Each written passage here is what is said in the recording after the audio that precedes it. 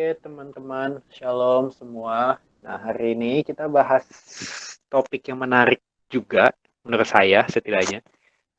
Jadi ini adalah tentang gereja yang berfungsi. Jadi teman-teman jangan salah dulu ya, jangan salah paham dulu. Kali aja ada teman-teman yang belum ikut dari bulan ini. Bulan ini kita bahas full tentang gereja. Dan dari minggu pertama, mesti kita udah diulang-ulang terus. Gereja itu bukan gedung. Ya, gereja itu bukan gedung, bukan organisasi, bukan sinode, bukan denominasi apapun itu ya. Jadi gereja itu adalah kumpulan pengikut Kristus. Jadi kalau kita kumpul bertiga sesama pengikut Kristus untuk nyembah Tuhan segala macam, itu pun udah gereja ya. Nah ini kita dalam ngomongin konteks gereja yang ini. Jadi kita semua itu harus berfungsi. Ya, kita semua sebagai anggota gereja harus berfungsi. Ya. Jadi pernah lihat di sih teman-teman sesuatu yang nggak berfungsi? Sesuatu berfungsi itu kan ngeselin ya. Yang ngasih kita pakai HP, mestinya fungsinya buat bantu kita. Sekarang HP itu kan nggak cuma buat telepon ya. Kita Zoom begini, Google Meet, Instagram, kalkulator bahkan kan dulu kalkulator yang satuan gitu kayak udah nggak guna ya. Sekarang semua serba HP. Nah, kalau nggak ada, kalau salah satu itu nggak berfungsi ya itu ngeselin gitu ya. Ngeselin banget lah pasti. Mungkin teman-teman udah pernah ngalamin itu juga ya. Nah, sadar sih teman-teman kita tuh banyak yang nggak berfungsi. Padahal Tuhan mau kita berfungsi. Ya. Uh, Sebenarnya ada apa perikop yang klasik ya, banyak anggota tapi satu tubuh. Nah itu saya nggak akan bahas hari ini. Mungkin teman-teman juga udah sering dengar ya, saya nggak akan bahas juga. Tapi intinya kan begitu ya. Kita ini sebenarnya anggota tubuh. Anggota tubuh itu ya punya fungsi masing-masing. Nah kalau ada di antara kita yang nggak berfungsi sama sekali, berfungsi dalam arti berdampak buat kerajaan Allah, ada yang salah sama kita. Ya, kalau ada di antara kita yang nggak berfungsi sama sekali dalam kerajaan Allah, padahal kita ngaku-ngaku orang Kristen, pengikut Kristus, murid Kristus, tapi kita nggak berfungsi sama sekali, ada yang salah sama kita. Ya, um, kalau di istilah Chinese, ya, di istilah Chinese itu ada yang namanya apa ngomongnya ya, moyung, moyung, ya, moyung itu artinya tidak berguna, mo itu enggak, yung itu berguna, ya, jadi moyung, ya, biasa kadang-kadang ada orang tua yang suka ngutuk anaknya gitu ya. Moyong kamu, moyong tuh artinya ya anak nggak berguna gitu ya, nggak berguna, useless ya, bahasa Inggrisnya useless, nggak berguna lah gitu. Itu nggak baik yang ngomong kayak gitu ya. Tapi kenyataannya adalah banyak pengikut Kristus yang moyong. Ya, jadi ada gereja yang moyong gitu ya, gereja yang isinya pengikut-pengikut Kristus yang moyong ada gitu. Dan semoga di sini teman-teman nggak ada yang moyong gitu ya, yang nggak ada yang nggak berguna situ. Ya, kita semua bisa berguna, tapi masalah kita mau nggak jadi berguna. Ya, kita mau nggak berfungsi. Ya, semua dari kita pasti ada fungsinya. Masa kita mau nggak berfungsinya. Ya, semua HP itu bisa nelpon. Nah, tapi masalah kita mau nggak pakai itu buat nelpon. Ya, semua semua apa lagi? Semua TV itu pasti bisa buat nonton. Nah, masalah kita mau nggak nonton TV kan gitu. Nah, sama kayak kita. Kita itu semua ada fungsinya. Ya, mau kita suka atau enggak, mau kita nyadar atau enggak, Tuhan nyiptain kita pasti ada fungsinya. Nah, masalah kita mau nggak berfungsinya. Ya, saya banyak banget temuin teman-teman saya yang hebat sebenarnya, tapi nggak mau berfungsi. Yes. Ada gitu ya, ada di luar sana gitu teman-teman mungkin nggak kenal, tapi ada waktu itu saya sampai sampai gemes juga gitu ya, kok gitu tapi ngaku-ngaku cinta Tuhan. Nah, lucu ya. Nah, saya nggak terlalu percaya orang yang cinta Tuhan dia nggak berfungsi. Ya, saya nggak terlalu percaya. Saya bukan penganut itu sih ya. Karena menurut yang saya pelajari, kalau kita cinta Tuhan, hati kita tuh pasti apa sih ter apa terluap gitu ya, apa meluap meluap ada sesuatu yang harus kita keluarkan gitu. Keluarkan itu apa? Kita ngomongin Tuhan. Wah, Tuhan baik banget di hidup aku. Ke semua orang. Ya, nggak cuma orang-orang tertentu aja, ke semua orang. Ya. Dan pasti kita doa kita selalu Tuhan aku mau intim sama Engkau dan aku pengen jadi dampak buat generasi aku. Nah, mestinya orang-orang yang dekat sama Tuhan tuh begitu. Jadi menurut saya nggak ada orang yang ngaku-ngaku cinta Tuhan beneran ya, cinta Tuhan beneran dan tidak berfungsi itu bisa diragukan gitu ya. Nah, jadi mari teman-teman kita cek lagi nih, kita tuh benar-benar cinta Tuhan gak sih? Ya, ini bukan menghakimi ya, tapi saya mau ngajak teman-teman, ayo gitu ya. Tuhan mau kita berfungsi. Ya, kita semua tanpa terkecuali, bukan cuma saya, bukan cuma cici-cici dan koko-koko tim inti gitu ya, tapi benar-benar kita semua dipanggil Tuhan untuk berfungsi karena kita semua ini adalah gereja. Ya, kita semua itu adalah anggota gerejanya Tuhan, bukan gereja ini, gereja itu, enggak ya. Kesatuan gereja, pengikut Kristus ya. Kita ini semua adalah pengikut Kristus yang harus berfungsi. Jangan jadi pengikut Kristus yang moyung ya, useless. Jangan jadi pengikut Kristus yang kayak gitu. Oke. Nah, hari ini saya nggak akan panjang mestinya ya. Saya nggak akan panjang. Kita akan bahas tentang 3 fungsi gereja. Nah, ini sebenarnya ada beberapa orang yang bilang mungkin ada 5 gitu ya. Kadang-kadang ada yang bahas 5. Ini ada istilahnya gitu, tapi saya akan bahas 3 aja. Yang umum biasa 3. Ada yang lebihin jadi 5 sih ya, tapi biasanya yang umum ini 3. Satu, ada yang namanya martiria, bersaksi. Ya, bersaksi. Nah, jadi gereja harus bersaksi. Yang kedua, ada yang namanya koinonia. Jadi gereja harus bersekutu. Ketiga, ada yang namanya diakonia. Atau gereja juga harus melayani. Nah, ini 3 fungsi paling basic gereja. Gereja nggak ada salah satunya ini. Nah, itu bisa bisa diragukan ya. Jangan-jangan mereka tidak berfungsi gitu. Karena pengikut Kristus sejati kalau ngumpul gitu ya, mestinya ada 3 ini. Ya, ini juga yang lagi kita omongin terus ya, ini kita di tim inti nih. Kita lagi mau coba buka melayani sosial segala macam. Terus persekutuan kita lancar atau enggak ya. Kalau ini kan kita lebih kayak ibadah ya, kita lebih fokus ke komsel. Komsel kita jalan enggak, hubungan kita sama sama semua anggota gimana. Terus kita bersaksi enggak, hati kita masih buat jiwa-jiwa yang belum kenal Tuhan belum.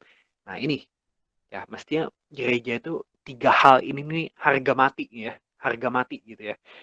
Nggak boleh diganggu gugat, harus ada. Bersaksi, bersekutu, melayani, nah, itu harus ada tuh. Martiria, mungkin teman-teman tahu martiria itu dari asal kata dari martir gitu ya. Martir, orang yang, ya teman-teman tahu martir lah ya. Orang mati buat Tuhan, orang yang gila-gilaan buat Tuhan. Terus koinonia, itu komsel.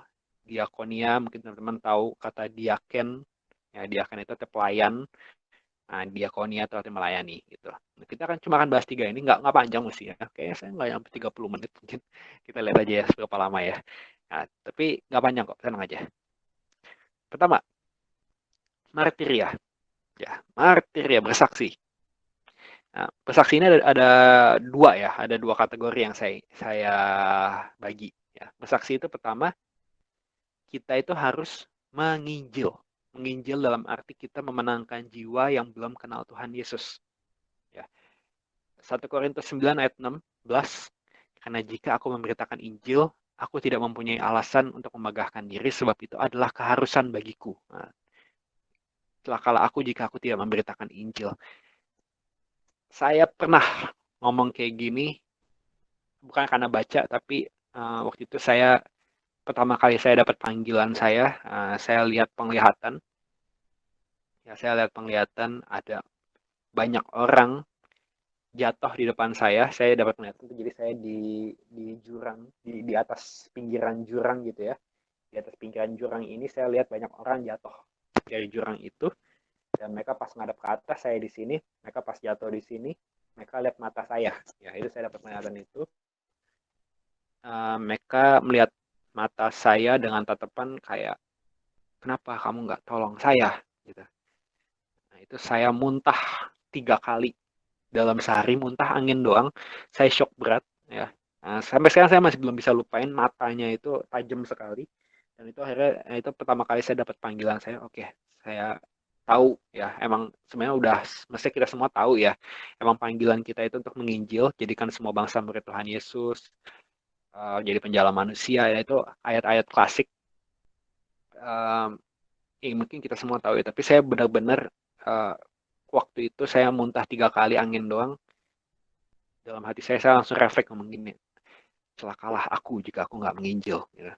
Nah, itu benar-benar jeritan hati saya. Ini sampai sekarang saya masih bisa bilang saya masih punya hati seperti ini. Ya. Nah, ini fungsi gereja ini ya, pertama martiria, bersaksi ya. Jadi kita harus nginjil.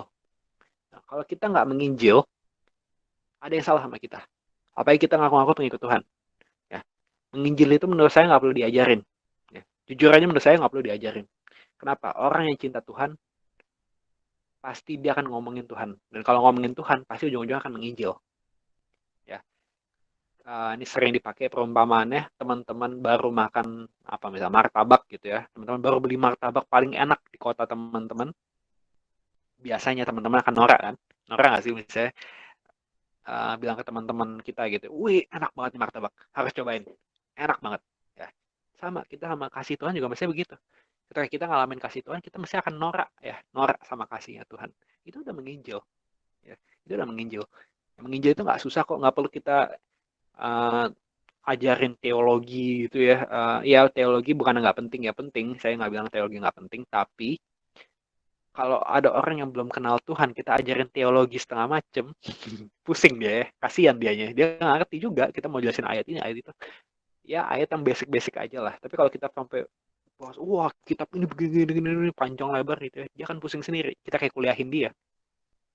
Nah, orang akan lebih dengerin. Ya, ini saya biasanya kasih 3 rumus. Rumusnya itu pertama, kita ceritain sebelum kita kenal Tuhan. Sebelum kenal Tuhan, aku tuh orangnya suka mencuri misalnya gitu ya. Ceritain sebelum kita ketemu Tuhan. Nah, terus ceritain, kedua, ceritain pas kita ketemu Tuhan. Ya, aku suka mencuri dulu, tapi tiba-tiba uh, apa ya? Aku ngalamin kasih Tuhan gitu ya. Aku ngalamin kasih Tuhan, aku dapat mukjizat, doa aku terkabul. Aku baru tahu Tuhan tuh ada ya. Nah, itu pas kita ketemu Tuhan tuh. Yang ketiga, kita ceritain setelah kita ketemu Tuhan.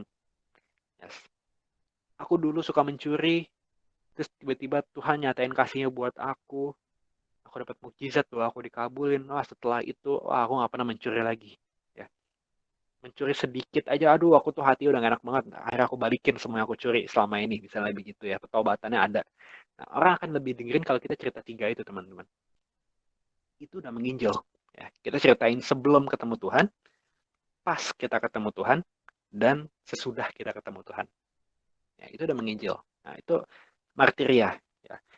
Dan nggak cuma menginjil aja ya, nggak cuma menginjil aja, tapi kita juga harus memuridkan, menjadikan sebagai murid Kristus. Banyak orang menginjil tapi nggak dimuridin orangnya ya, orang bisa kabur juga ya. Kita kenalin Tuhan tapi kita nggak didik dia jadi murid Kristus gitu. Nah itu juga salah ya, karena ini ayat yang paling terkenal juga ya soal penginjilan ya. Karena itu pergilah, jadikanlah semua bangsa muridku ya, semua semua bangsa muridku, dan baptislah mereka dalam nama Bapa dan Anak dan Roh Kudus, dan ajarlah mereka melakukan segala sesuatu yang telah kuperintahkan kepadamu, dan ketahuilah aku menyertai kamu senantiasa sampai kepada akhir zaman. Nah, jadi kita harus mengajar orang untuk melakukan segala sesuatu yang telah Tuhan Yesus ajarkan. Nah, itu memuridkan, menjadikan orang sebagai murid Kristus. Nah, ini jadi masuk ke kategori martiria, teman-teman. Gereja harus ada ini. Saya bersyukur kapan tuh ya, Rabu kemarin ya, pas banget Rabu kemarin saya bisa dapat waktu telepon sama seorang hamba Tuhan yang sangat sangat sangat sangat sangat luar biasa. Saya suka bilang dia tuh hobinya itu hobinya tuh baptis orang ya. Jadi dia menginjil gila-gilaan, luar biasa banget, dan dia selalu memuridkan orang dan tekenin setiap orang yang dia muridin untuk jadi penjala manusia.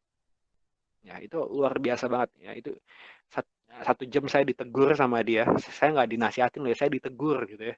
Tapi dengan halus ya. Tapi teguran itu benar 1 jam tuh nancep banget ke saya. Dan apa ya, makin berapi-api ya saya juga pas denger dia ngomong. Wah ya, ini penginjil nih kayak begini mestinya hatinya.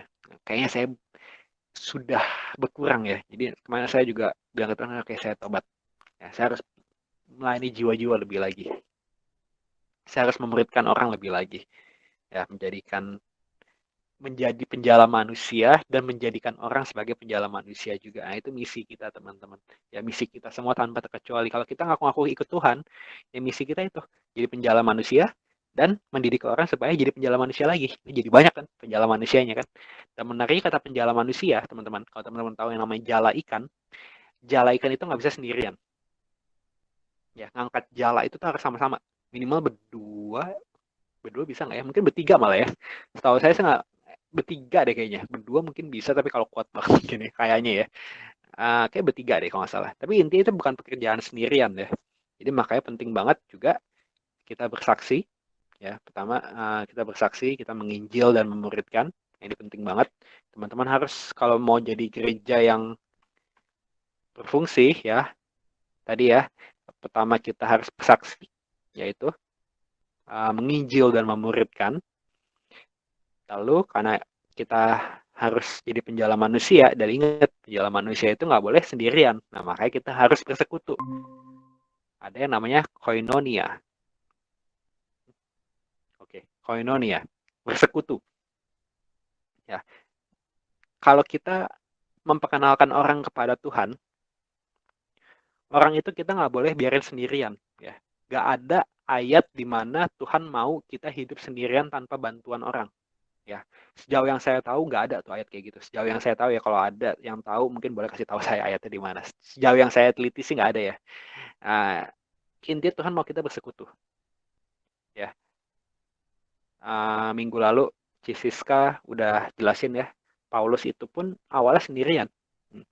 Tapi setelah itu dia nggak pernah sendirian. Dan sejak dia punya partner, nggak sendirian kalau melayani, buahnya dahsyat. Ya, tapi pas dia sendirian, buahnya nggak ada gitu. Orang malah bingung, takut gitu. Nah, itu luar biasa banget. Jadi apa, power dari persekutuan tuh sedahsyat itu teman-teman. Nah, dalam persekutuan mungkin ini kita udah sering bahas ya. Pertama kita harus berkomunitas. Ya, jadi kalau ada orang anti komunitas, nggak suka berkumpul dengan pengikut Kristus, nah itu ada yang salah tuh sebenarnya tuh.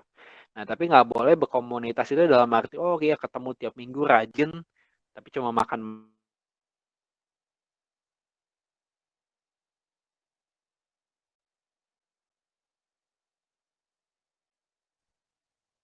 kata-kata bersekutu dalam dalam bersekutu sebagai pengikut Tuhan itu nggak cuma berkomunitas, tapi kita juga harus saling membangun. Komunitasnya harus saling bangun, ya, saling membangun juga, saling mengajar dan saling melengkapi.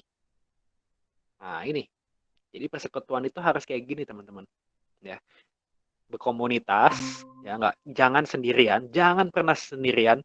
Saya pernah posting kayaknya, ya, pernah posting beberapa minggu lalu. Saya nggak, saya dulu tuh menganggap kalau kerja sama orang gitu ya, itu saya anggap orang tuh cuma pengganggu, ya, bikin saya tambah lama. Bukan, kadang-kadang kalau yang nyebelin bikin saya kesel gitu ya. Saya anggap orang tuh cuma pengganggu, dengan saya kerjain apa-apa sendirian. Ya, dulu ya, ini penting ya, ini dulu. Sekarang saya enggak. Sekarang saya malah nggak mau sendirian. Ya, mau ngapa-ngapain saya nggak terlalu suka sendirian. Ya, itu pentingnya komunitas. Saya baru tahu pentingnya komunitas itu sekitar 5 tahun lalu. Sejak itu saya baru berubah. Dulu saya serba solo gitu ya, solo karir. Sekarang saya lebih ke teamwork. Ya, saya mencoba gitu ya, walaupun mungkin juga masih belum teamwork banget, tapi saya coba. Setidaknya saya nggak boleh sendirian, karena kemauan Tuhan adalah kita kerja sama-sama. Kenapa kerja sama-sama? Karena bawah-bawahnya itu ya, saling membangun, ya, kita dibangun semakin intim sama Tuhan, semakin menjadi serupa dengan Kristus. Kita juga saling mengajar. Kalau ada yang salah, kita bisa ditegur.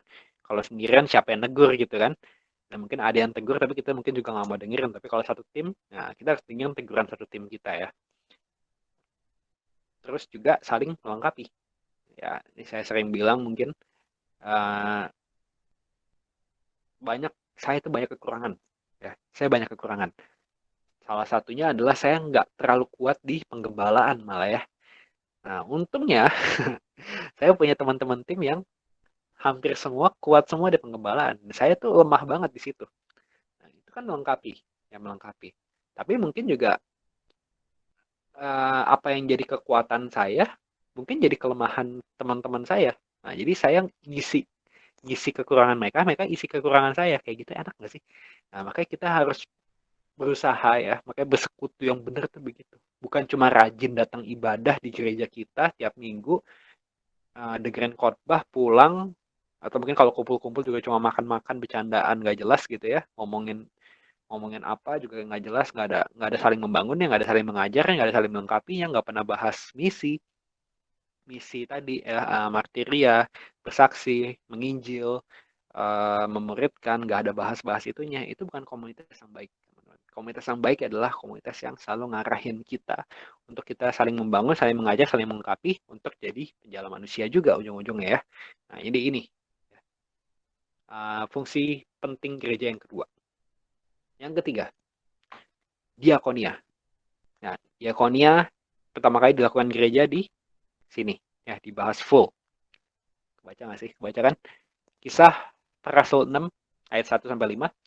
Pada masa itu ketika jumlah murid makin bertambah, timbullah sungut-sungut di antara orang-orang Yahudi yang berbahasa Yunani terhadap orang-orang Ibrani. Karena pembagian kepada janda-janda mereka diabaikan dalam pelayanan sehari-hari. Nah, itu jadi janda-janda di Alkitab ada dua syarat ya teman-teman ya. Satu, janda itu harus di atas 60 tahun. Jadi kalau masih di bawah 60 tahun, itu biasa disuruh nikah lagi. Ya, jadi pokoknya yang kedaftar janda itu pokoknya di atas 60 tahun.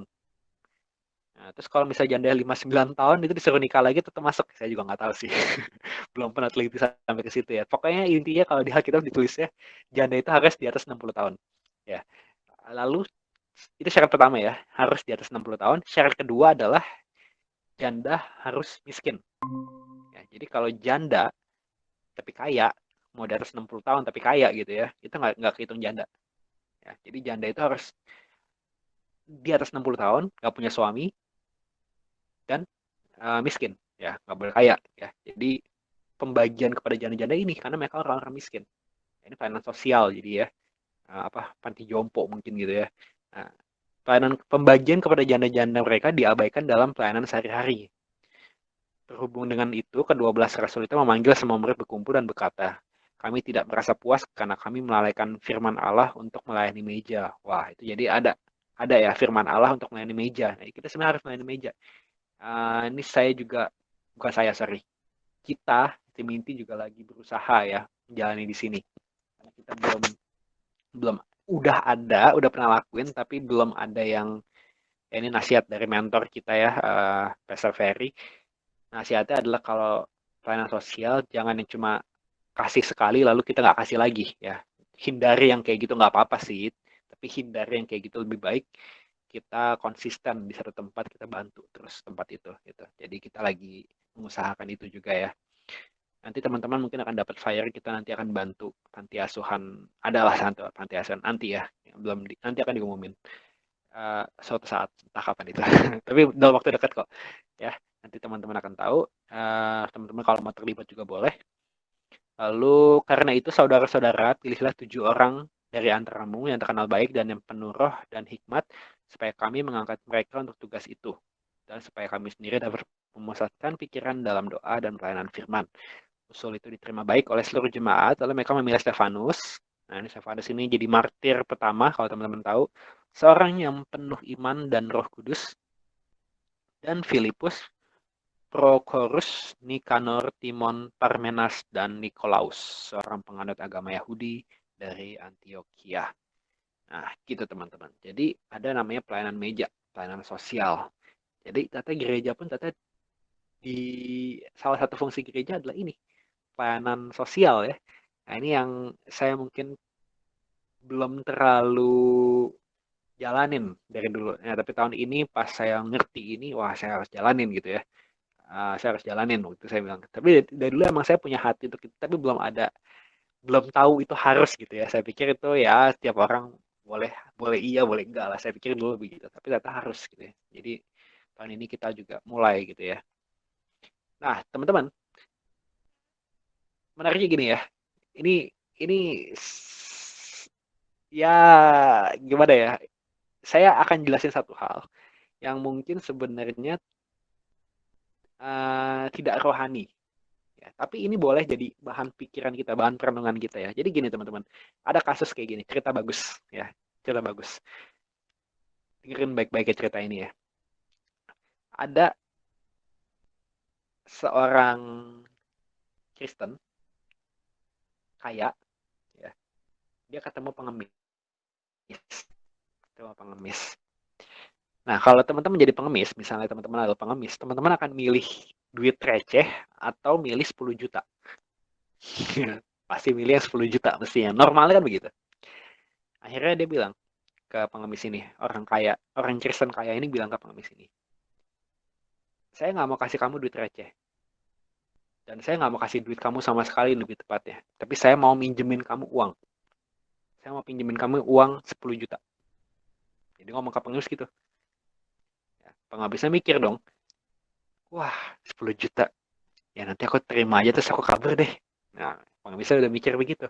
Tapi ternyata orang kaya ini, orang Kristen kaya ini ikutin dia ke rumahnya. Jadi dia tahu rumahnya, nggak bisa kabur deh, ya nggak bisa kabur karena dia tahu rumahnya. Dan akhirnya setelah uh, yang pengemis ini terima 10 juta itu, dipinjemin 10 juta itu, dia mikir, kalau aku pakai habis ya, jadi mendingan aku pakai ini buat dagang aja deh. Nah, ternyata dia bisa bikin gado-gado. Akhirnya di rumahnya itu dia buka sebagai warung gado-gado. Ya, dia buka sebagai warung gado-gado. Udah, dia mulai dagang lah gado-gado. Dan setelah beberapa minggu, orang orang Kristen kaya ini datang lagi ke rumahnya dia, ke rumah pengemis ini yang udah jadi warung gado-gado ya. Dia nggak mau nagih, dia cuma mau lihat aja gitu ya. Nah, terus dia lihat, wah kayaknya ini ya, gado-gadonya enak ya. Akhirnya dia duduk makan. Nah, pas selesai makan, yang pengemis yang jadi apa jualan gado-gado ini bilang ke dia, ya nggak apa-apa, nggak usah bayar. Ya dong, mesti ya kan, ya ada kadang-kadang kecenderungan kayak gitu ya. Udah nggak apa-apa, nggak usah bayar, kan udah minjemin duit gitu ya. Tapi orang kaya ini bilang, kayak melotot gitu ya. Saya udah makan, saya harus bayar. Kamu tahu? Nah, digituin. Akhirnya dia bayar tuh. Nah, lalu dia jadi sering datang. Ya, setiap minggu dia sering datang. Dia ajak teman-temannya juga. Iya, makan nih. Enak gado-gadonya. Nah, yes. Tapi tiap kali makan dia bayar. Gitu ya. Tiap kali makan dia bayar. Lalu, sampai satu ketika, setelah dia makan, dia bayar. Terus, pengemisnya bilang, Pak, saya udah kumpul uang. Ini 10 juta ya Bapak. Ya, saya udah untung 10 juta. Saya sisihin modal dan untung saya udah sisihin. Untung saya udah nyampe 10 juta. Ini buat Bapak. Kasih. Dan akhirnya teman-teman tahu kan ya, hidupnya berubah dari pengemis jadi jualan gado-gado, sampai seumur hidupnya dia jualan gado-gado kan. Nah itu menarik ya teman-teman ya, itu cerita yang mengubah hidup saya. Kenapa? Karena ada pepatah gini ya, kalau kita kasih ikan, ya saya kasih Anda ikan, Anda bisa makan 1 hari. Tapi kalau saya ajarin Anda untuk memancing, wah tiap hari Anda bisa makan tuh. Nah, paham ya, mestinya paham ya teman-teman ya. Ya, kalau saya kasih Anda ikan, Anda cuma bisa makan 1 hari aja. Tapi kalau saya ajarin Anda untuk memancing, Anda bisa makan sampai bertahun-tahun gitu. Udah bisa cari makan sendiri soalnya. Nah, itu prinsip yang menarik ya. Dan saya berharap suatu saat hidup saya bisa tuh kayak cerita tadi tuh yang orang tadi ya yang pinjemin 10 juta untuk pengemis yang akhirnya dia bisa jadi jualan gado-gado. Ya, hidupnya pasti berubah ya dari pengemis, mungkin berapa sih pengemis saya nggak tahu sih. Tapi setidaknya dia punya usaha yang apa namanya? Usaha yang halal gitu ya, usaha yang halal untuk menghidupi dirinya sendiri itu jadi luar biasa banget. Kita tetap bisa menghidupi orang kayak gitu. Nah makanya sejujurnya ini terserah ini menurut saya ya. Ini jangan salah paham ya. Ini menurut siapa? Menurut saya ya, saya nggak terlalu suka kasih makanan 1 kali. Ya walaupun akhirnya kemarin kita lakuin juga sih KSY ya, tapi sejujur itu sebenarnya ide saya juga sebenarnya, tapi sejujurnya saya nggak terlalu suka kasih makanan 1 kali gitu. Ya, ketemu orang kita kasih makanan saya nggak terlalu suka. Kenapa? Karena ya tadi prinsip tadi itu. Kayak gini loh teman-teman. Sejak COVID ya 2020 itu di depan rumah saya tuh di satu jalanan panjang gitu, di satu jalanan panjang itu berderet orang duduk di pinggir jalan ngantri minta dikasih makanan. Ya, makin lama makin penuh di jalanan itu. Kenapa? Karena mereka enak kan, dapat makan bisa 2 kali kali ya, sehari bisa dapat 2 kali makan. Makan berapa sih? Saya nggak tahu kalau teman-teman yang di luar Jakarta ya, tapi di Jakarta makan paling murah itu mungkin 10.000 masih bisa sekali makan ya. Nah, kalau mereka dapat 2 kali makan gratis gitu ya, itu mereka berarti kan kalau 10.000 satu kali makanan itu satu hari 20.000. Mereka hemat 20.000. Satu bulan 30 hari itu berarti 600.000 ya. Mereka nggak keluar duit 600.000. Akhirnya mereka kenapa? Jadi mereka jadi males ya. Mereka cuma nungguin makanan orang aja. Mereka nggak mau kerja ujung-ujungnya. Nah itu kan saya malah agak kasihan orang-orang yang kerja tapi mungkin penghasilan nggak sebulan nggak nyampe 600.000 mungkin. Itu kan kasihan ya. Nah, tapi orang yang duduk doang minta-minta dapat gitu. Nah itu makanya kita harus berpikir panjang juga. Ini menurut saya ya, menurut saya ya. Jadi teman-teman nggak setuju nggak apa-apa sih. Tapi kalau menurut saya, makanya kita harus berpikir agak panjang juga. Nah, apakah kita mendidik orang untuk jadi pemalas dengan kita melakukan pekerjaan sosial, atau kita justru melakukan pekerjaan sosial supaya orang itu bisa berdampak malah. Bukan cuma minta-minta doang, tapi dia mungkin suatu saat dia bisa bagiin makanan. Kayak yang cerita tukang gado-gado tadi, mungkin sejak itu dia jadi bisa uh, bantuin orang gitu kan, dia punya penghasilan sendiri, ya dia bisa bantuin orang, nabur ke orang lain segala macam. Itu kan enak ya lihat kayak gitu ya, dahsyat kan, hidupnya berdampak ya.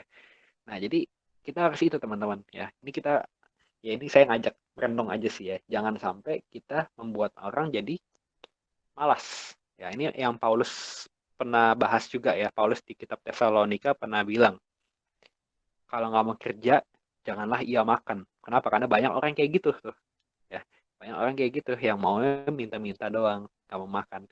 Nah ini jadi pelayanan sosial kita, pelayanan diakonia kita ini, melayani itu kita harus bijak juga ya, jangan sampai orang malah jadi males, nggak mau kerja gitu ya, ngarepin pelayanan sosial aja. Nah, sebenarnya kalau orang jadi males kerja cuma ngarepin pelayanan sosial aja, menurut saya kita yang kasih makanan ke dia jadi dia nggak harus kerja, itu sebenarnya kita juga ada salahnya ya. Ya kayak iya dong, kalau kita terus-terusan kasih kan dia jadi malas kerja. Nah sebenarnya kita ada salahnya juga, jadi kita harus bijak di situ ya, bijak. Kita harus bijak dalam pelayanan sosial. Oke, nah jadi itu teman-teman, ini adalah tiga tiga fungsi gereja. Jadi pertama kita harus bersaksi, ya, ini paling penting ya, mungkin ya paling penting adalah kita bersaksi. Kita menjadi penjala manusia supaya kita menjadikan orang juga menjadi penjala manusia juga ya. Kita pertama harus menginjil ya, kita menjadi penjala manusia, memenangkan jiwa yang belum kenal Tuhan Yesus, kita kenalin Tuhan Yesus. Lalu setelah itu kita juga harus didik mereka, memuridkan mereka supaya mereka menjadi sebagai penjala manusia juga ya. Kalau mereka jadi murid Kristus, mereka juga harus jadi penjala manusia, karena setiap murid Kristus pasti adalah penjala manusia ya. Koinonia, terus persekutu, ini fungsi gereja yang kedua. Gereja harus ada ini ya, kita harus berkomunitas, kita harus saling membangun, kita harus saling mengajar, dan kita harus saling melengkapi. Ini penting, jangan cuma kumpul-kumpul makan-makan. Yuk, aku mau udah tiap minggu komsel ke gereja kak, tapi komselnya ternyata cuma kayak gitu yang tadi saya bilang ya, ujung-ujungnya itu jadi kayak sosial club aja, klub sosial gitu ya. Itu bukan gereja basically, bukan gereja dalam arti yang kita bahas selama ini ya. Gereja itu mestinya ya kita itu jangan jadi yang moyong, jangan jadi yang useless, jangan jadi yang nggak berguna ya. Kita harus jadi anggota tubuh Kristus yang berguna, berdampak. Nah salah satunya adalah kita berdampak secara berkomunitas ya. Karena kan kayak kayak saya misalnya, kayak saya mau pelayanan sosial sekarang tapi saya nggak punya tim yang hebat-hebat ini bersama saya ya, ya susah juga ya, susah juga, saya akan kecapean juga, saya aja sekarang kecapean gitu. Nah jadi penting banget kita punya tim ya. Bersyukur, makanya saya juga bersyukur banget saya punya tim yang hebat di sini ya. Nah, lalu yang terakhir adalah diakonia. Kita harus ada melayani, pelayanan sosial. Sebenarnya nggak harus panti asuhan, panti jompo, pengemis gitu, nggak harus itu. Kadang orang-orang di sekitar kita pun kadang-kadang mungkin ada ya yang harus kita layani. Ya, yang lagi susah ekonomi, nggak harus tentang keuangan sih ya. Ekonomi, konseling, butuh penguatan, doa. Jarang loh ya, masih ada orang yang mau kayak gitu loh ya. Apa mengabdikan hidupnya untuk melayani orang lain, itu udah jarang zaman sekarang. Nah, kita mau nggak ya dipakai Tuhan untuk jadi alat? Kadang-kadang kita cukup butuh apa ngomongnya, menyediakan telinga kita kok ya. konseling itu justru katanya kita nggak perlu banyak ngomong ya. Dengerin aja, ya, dengerin aja. Kebanyakan orang yang curhat itu cuma pengen didengerin, bukan dikasih nasihat biasanya ya. Ya, belajar dengerin orang. Itu sudah termasuk melayani menurut saya. Ya. Tapi kalau dalam ini yang paling penting juga kita harus melakukan pelayanan meja, ya, pelayanan meja. Nah, itulah yang namanya diakonia. Oke, teman-teman. Jadi semoga teman-teman ini uh, minggu terakhir ya. Ini minggu terakhir kita bahas tentang gereja dan hari ini basic ya. Gereja harus ada 3 ini. Nah, mungkin teman-teman boleh merenung juga mana yang belum kita lakukan, baik secara pribadi maupun secara gereja maupun secara komunitas ataupun itu ya. Kalau yang martiria ini sebenarnya ini harus mulai dari pribadi kita ya. Koinonia kita harus dengan teman-teman kita komit ya. Apakah persekutuan kita itu benar-benar sehat dalam Tuhan? Terus kita juga harus ada diakonia, melayaninya, pelayanan sosial, melayani teman-teman kita di luar sana, bukan di luar sana, sorry, di dekat kita. Ya, kadang-kadang banyak kayak orang di sekitar kita yang masih bisa kita layani, tapi kita nggak mau layani. Nah, gitu teman-teman. Ya, jadi 3 ini minggu terakhir kita bahas tentang gereja. Minggu pertama kita udah bahas tentang gereja itu sebenarnya apa sih? Ya, gereja itu ternyata adalah gereja yang gereja itu artinya adalah sekumpulan orang yang dipanggil Tuhan, dipanggil seorang raja, ya Tuhan kita, untuk melakukan ekspansi kerajaan. Nah, jadi gereja itu ya sebenarnya ya paling basicnya itu gereja itu adalah melakukan ekspansi kerajaan Allah. Ya martiria itu ya, martiria bersaksi. Ya, gereja itu harus bersaksi. Ini kalau kita nggak melakukan ini, nggak jadi harga mati kita, ya ini ada yang salah sama kita. Dan saya harap di sini teman-teman agak kesentil juga ya. Ayo mulai nih. Nih saya mau dorong banget teman-teman, ayo mulai di sini ya bersaksi. Wah, kalau kita semua mulai bersaksi, wah itu dahsyat banget. Saya juga negur diri saya sih ya. Saya harus mulai makin gila lagi bersaksinya. Ya, kita ini harus pentingin banget nih. Jangan sampai ya semoga tidak ada lagi nanti wah harus disuruh-suruh, wah harus didorong-dorong untuk bersaksi. Ini bukan tugas pendeta, ini bukan tugas evangelis, ini bukan tugas full timer, tapi ini tugas kita semua yang ngaku-ngaku sebagai pengikut Kristus. Wajib ya. Kalau kita ngaku-ngaku sebagai pengikut Kristus wajib tuh namanya bersaksi. Jadi bukan cuma pendeta ya. Nah itu ya, minggu pertama bulan Juni ini kita udah bahas gereja itu ternyata adalah orang-orang yang dipanggil Tuhan untuk melakukan ekspansi kerajaan Allah. Minggu kedua kita bahas gereja itu sebenarnya kita harus berkomunitas, ya, saling membangun, saling melengkapi. Kita jadi tim yang benar-benar melakukan ekspansi kerajaan Allah, saling membangun, saling mengajar tadi koinonia ini ya kita bahas di minggu kedua. Minggu lalu kita udah bahas tentang kesatuan dalam gereja ya, anaknya kalau kita punya komunitas yang baik dan juga nggak cuma dalam satu komunitas tapi kita dengan komunitas-komunitas pengikut Tuhan lainnya tuh kita juga harus punya hubungan ya. Saya selalu mengusahakan itu juga ya. Saya nggak terlalu setuju dengan orang yang eksklusif yang nggak mau urusan sama komunitas lain gitu, ada kan ya kayak gitu ya, komunitas ini wah pokoknya atau gereja ini pokoknya yang khotbah harus dari gereja ini aja. Kalau kalau yang khotbah dari pendeta gereja lain gitu, wah takut sesat ya saya. Nah itu malah kadang-kadang itu saya agak raguin ya. Sorry aja nih, tapi saya kadang-kadang agak raguin.